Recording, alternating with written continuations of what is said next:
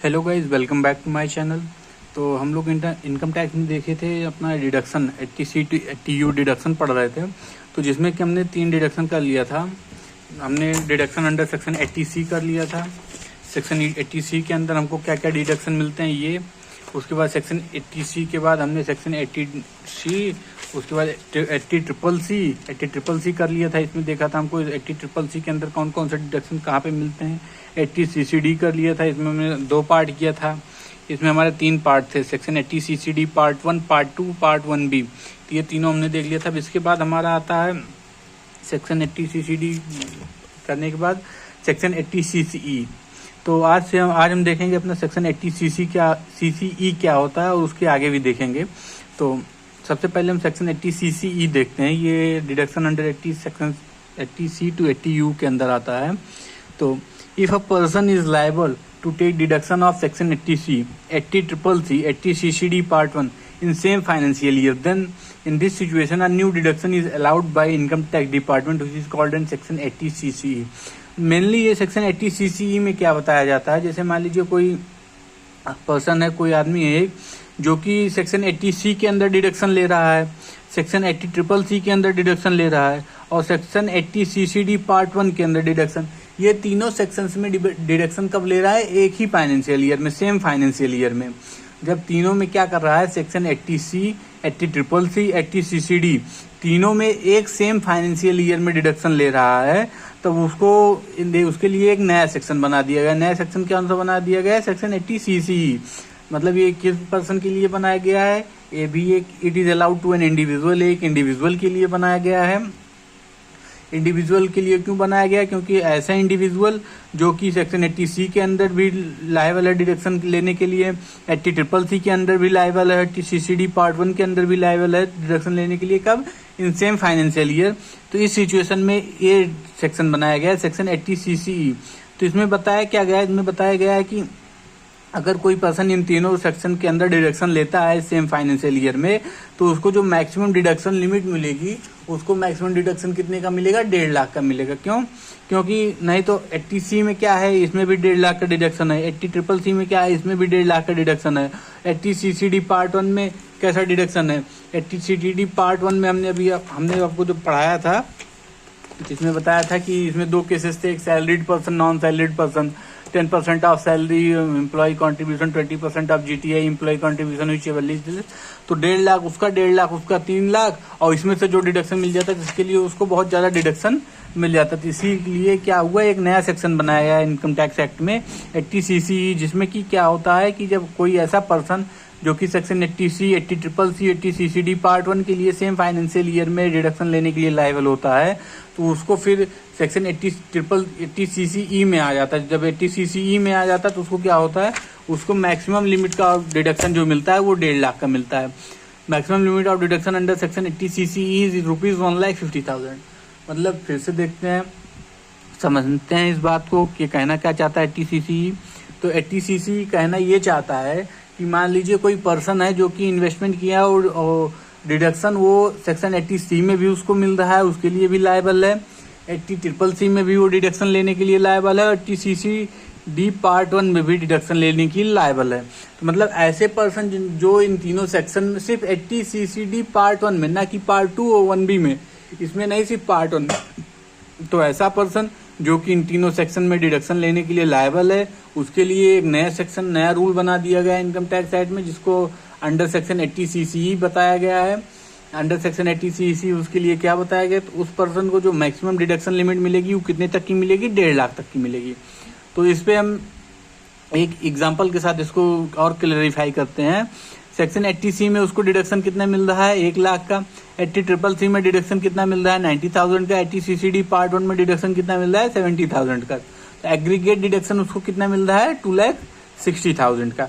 तो ये तीनों केसेस में है, तीनों केस में एग्रीगेट डिडक्शन 2,60,000 का मिल रहा है।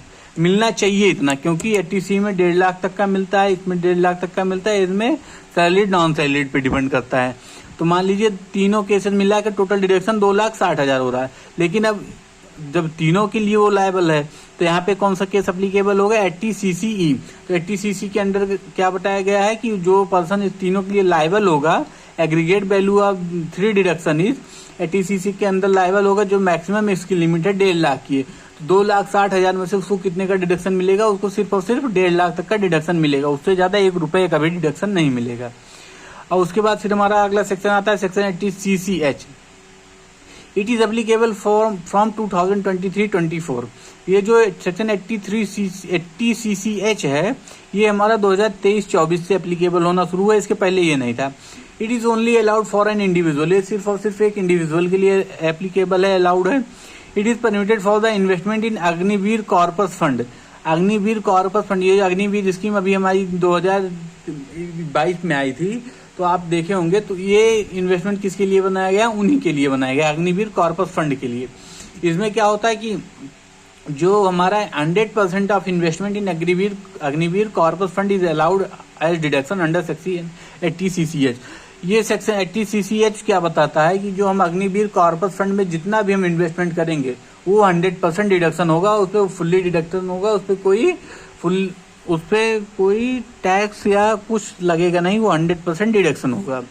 ठीक, हम जितना इन्वेस्टमेंट अग्निवीर कॉर्पस फंड में करेंगे वो 100% क्या होगा, उसका उस अमाउंट का हमें 100% डिडक्शन मिल जाएगा, उस पर कोई भी टैक्स चार्ज नहीं होगा।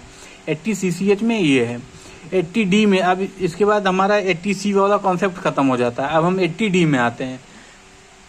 80D में भी हमारे 2-3 कॉन्सेप्ट है, इसको देखते हैं। सेक्शन 80D में तो it is allowed for an individual and HUF। 80D जो है ये इंडिविजुअल और HUF के लिए कोई अलाउड है। 80D मतलब अगर हम दवा, डी से दवा देख लेते हैं तो क्या होता है, ये दवा मतलब मेडिकल, मतलब जो सेक्शन 80D से जितनी बात होगी वो रिलेटेड टू मेडिकल ही होगी।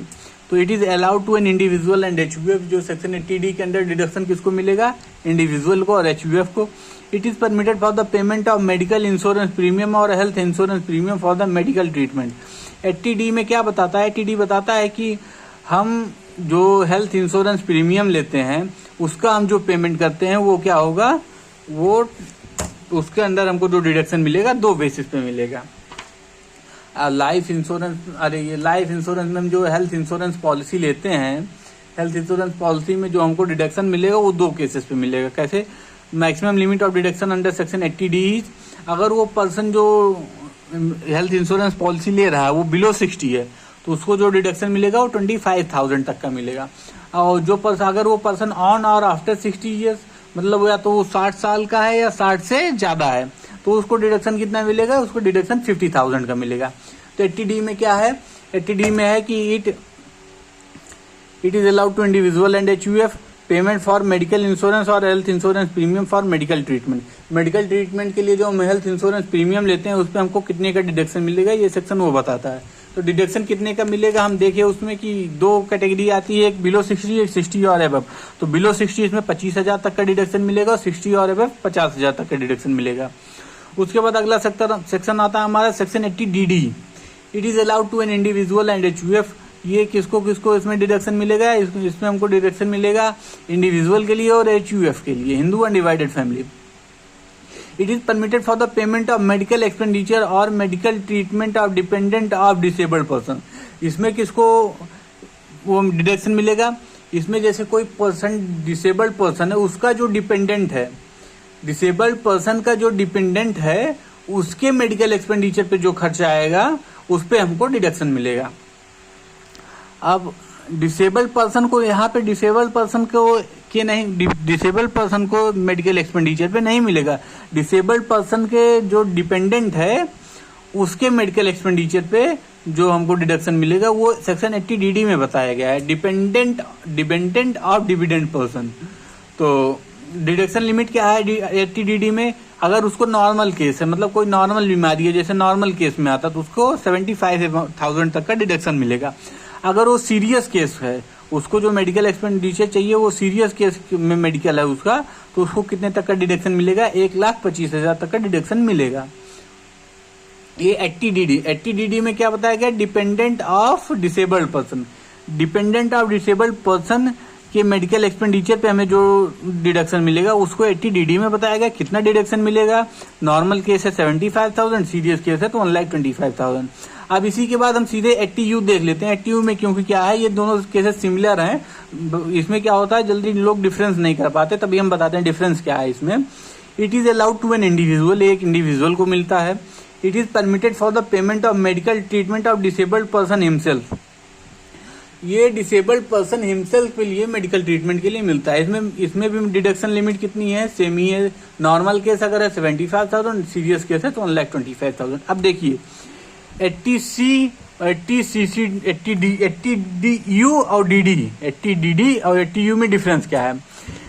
इसमें इंडिविजुअल और HUF दोनों को मिलता है डिडक्शन, लेकिन इसमें किसको मिलेगा, इसमें सिर्फ और सिर्फ इंडिविजुअल को डिडक्शन मिलेगा। इसमें डिपेंडेंट ऑफ डिसेबल्ड पर्सन जो है उसके मेडिकल एक्सपेंडिचर के लिए डिडक्शन मिलता है, लेकिन यहाँ पे क्या है, इसमें डिसेबल्ड पर्सन हिमसेल्फ, अगर डिसेबल्ड पर्सन को कोई मेडिकल एक्सपेंडिचर है तो उसको डिडक्शन मिलेगा। डिडक्शन लिमिट दोनों की सेम है, तो ये इसका डिफरेंस है।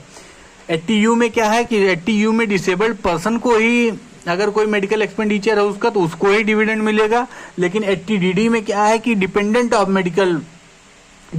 ऑफ डिसेबल्ड पर्सन अगर कोई है उसको मेडिकल एक्सपेंडिचर पे डिडक्शन चाहिए तो 80DD में मिलेगा। ये इसका डिफरेंस था।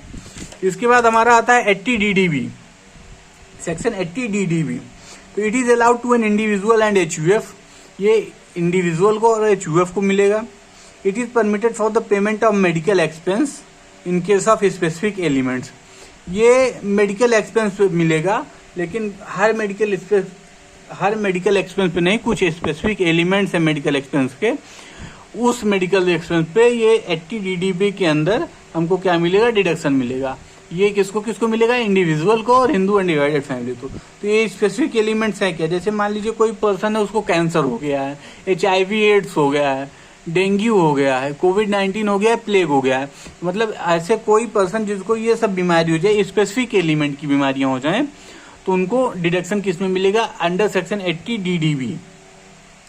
किसको मिलेगा, इंडिविजुअल को, हिंदू अनडिवाइडेड फैमिली को। तो maximum limit of deduction under section 80DDB क्या है, अगर वो बिलो 60 है तो उसको 40,000 तक का डिडक्शन मिलेगा, अगर 60 और अबव 60 है तो 1 लाख तक का डिडक्शन मिलेगा। ये था हमारा सेक्शन 80D। 80D अब हमारा कंप्लीट हो गया। इसके बाद हमारा 80E शुरू होगा। तो 80E देखते हैं, 80E में भी देख लेते हैं 1-2 सेक्शन, अभी हमारे पास समय है। तो it is allowed to an individual, section 80E, it is allowed to an individual. 80E में किसको मिलेगा, इंडिविजुअल को ही मिलेगा। उसके बाद it is permitted for the payment of interest on loan for higher education. 80E में क्या बताया है कि जो हम हायर एजुकेशन के लिए लोन लेते हैं उस पे हम जो इंटरेस्ट पे करेंगे वो उस पे हमको डिडक्शन मिलेगा। और कितना डिडक्शन मिलेगा, जितना हम, जैसे मान लीजिए हम 1 लाख का लोन लिए हैं, उस पे हम जितना, मान लीजिए अगर हम 50,000 इंटरेस्ट पे कर देते हैं तो ये 100% ऑफ इंटरेस्ट उस पे क्या मिल जाएगा, डिडक्शन मिल जाएगा। मतलब लोन अमाउंट पे हमको जितना इंटरेस्ट देना है 100% ऑफ इंटरेस्ट हमको क्या मिलेगा, डिडक्शन मिलेगा। Limit of deduction under section 80 is 100% of interest पे, जितना हम इंटरेस्ट उसको पेमेंट करेंगे उतना हमको क्या मिल जाएगा, डिडक्शन मिल जाएगा। एक एग्जांपल के साथ समझते हैं। Loan amount of higher education is 10 lakh. Higher education के लिए हमने 10 लाख का लोन लिया, जिसपे की रेट ऑफ इंटरेस्ट कितना है, 13%। Calculate amount of deduction under section 80E।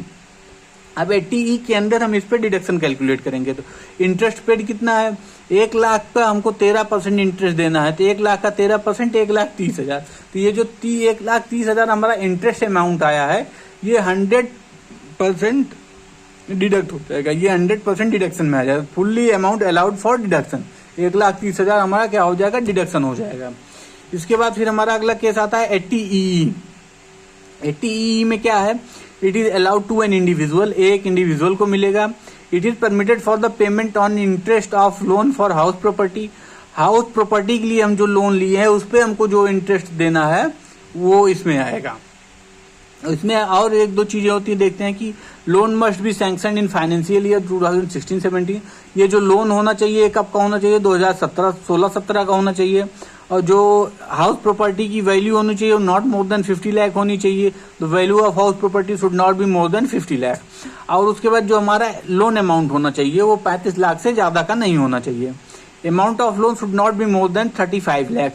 तो इस केस में हमको डिडक्शन कितना मिलेगा यहाँ पे, तो deduction limit under section 80EE interest paid, जितना हम इंटरेस्ट पेड कर रहे हैं या यहाँ पे मैक्सिमम लिमिट बता दिया गया है 50,000 की, दोनों में से जो कम होगा। मान लीजिए अभी हम एक एग्जांपल से इसको समझते हैं कि house loan sanctioned for in 2016-17 rupees 30 lakh, interest rate is 3% per annum, calculate amount of deduction under section 80EE। तो इंटरेस्ट पेड यहाँ पे कितना है 30 लाख का 3%, 30 लाख का 3% बना 90,000 आ गया, और मैक्सिमम लिमिट कितनी 50,000। मैक्सिमम लिमिट ये 15,000 हमेशा फिक्स रहेगी, इससे ज्यादा का हम डिडक्शन नहीं दे सकते। और इंटरेस्ट पेड में से अगर मान लीजिए इंटरेस्ट पेड इससे कम है तो हम ये इसको डिडक्शन दे देंगे जितने अमाउंट का ये रहेगा। अगर इंटरेस्ट पेड इससे ज्यादा है तो हमारा 50,000 डिडक्शन मिलेगा, उससे ज्यादा डिडक्शन नहीं मिल सकता। तो इस केस में क्या है कि इंटरेस्ट पेड हमारा 90,000 आया, मैक्सिमम लिमिट 50,000 आया, तो मैक्सिमम लिमिट 50,000, दोनों में से जो कम है 50,000 कम है तो 50,000 हमारा जो जाएगा वो इस केस में डिडक्शन मिल जाएगा। इसके बाद हमारा अगला आता है सेक्शन 80EEB। सेक्शन 80EEB क्या बताता है? It is allowed to an individual, it is made for the payment of interest on loan for the purchase of electronic motor vehicle. Electronic motor vehicle को परचेज करने के लिए हम जो loan लेते हैं उस पे जो इंटरेस्ट देते हैं उस पे हमको डिडक्शन मिलेगा इस केस में 80EEB में। और the loan must be sanctioned in 1 April 2019 से 31 मार्च 2023। और वो लोन कब का होना चाहिए? 1 अप्रैल 2019 से लेकर 31 मार्च 2023 के बीच का होना चाहिए। और इसमें डिडक्शन लिमिट क्या है? इसमें भी डिडक्शन लिमिट का वही केस है कि इंटरेस्ट पेड जितना इंटरेस्ट दे रहे हैं या मैक्सिमम लिमिट यहाँ पे 1.5 लाख की है, दोनों में से जो कम हो, व्हिचएवर इज लेस, या तो इंटरेस्ट पेड या तो मैक्सिमम लिमिट 1.5 लाख, दोनों में से जो कम होगा वही हमारा डिडक्शन हो जाएगा। इसको भी एग्जाम्पल से देखते हैं कि loan for purchase of electronic motor car is rupees 40 lakh, interest rate 10% per annum, calculate amount of deduction under section 80EEB। तो इंटरेस्ट अब यहाँ पे लोन अमाउंट कितना है 40 लाख का 10% इंटरेस्ट लग रहा है, तो 40 लाख का 10% हमारा 4 लाख हो गया, और मैक्सिमम लिमिट यहाँ पे कितनी बताई गई है 1.5 लाख की। तो दोनों में से जो कम है, दोनों में से 1.5 लाख कम है, तो 1.5 लाख हमको क्या मिल जाएगा यहाँ पे डिडक्शन मिल जाएगा। ये हो गया हमारा 80EG। अब इसके बाद हमारा आ जाता है सेक्शन 80TTA। अब 80TTA में क्या है कि it is allowed to an individual and HUF, ये एक इंडिविजुअल और HUF को मिलता है। It is permitted for the interest received on saving bank account, जो हमको सेविंग बैंक अकाउंट पे हमको जो इंटरेस्ट मिलता है ये उसके लिए बनाया गया। और उस पे डिडक्शन लिमिट कितनी है? सेविंग अकाउंट पे जो इंटरेस्ट मिलेगा अंडर सेक्शन 80TTA, उस पे हमको डिडक्शन कितने का मिलेगा? इंटरेस्ट रिसीव्ड, और मैक्सिमम लिमिट यहाँ पे कितनी है 10,000 की। 10,000 या इंटरेस्ट रिसीव में से दोनों में से जो कम होगा वही हमको क्या मिल जाएगा? यहाँ पे डिडक्शन मिल जाएगा। मैक्सिमम लिमिट 10,000 की है और इंटरेस्ट रिसीव दोनों में से जो कम होगा। तो amount deposit in saving bank account of by HUF is 20 lakh, interest rate 4% per annum, calculate deduction under section 80TTA। ठीक, तो इंटरेस्ट रेट कितना है यहाँ पे 20 लाख का 4%, तो 20 लाख का 4% हमारा 80,000 आ जाएगा। और मैक्सिमम लिमिट लेकिन यहाँ पे कितनी है 10,000 की, दोनों में से जो कम है हमारा 10,000 कम है, यही हमको क्या मिल जाएगा? डिडक्शन मिल जाएगा। उसके बाद हमारा 80TTB आता है।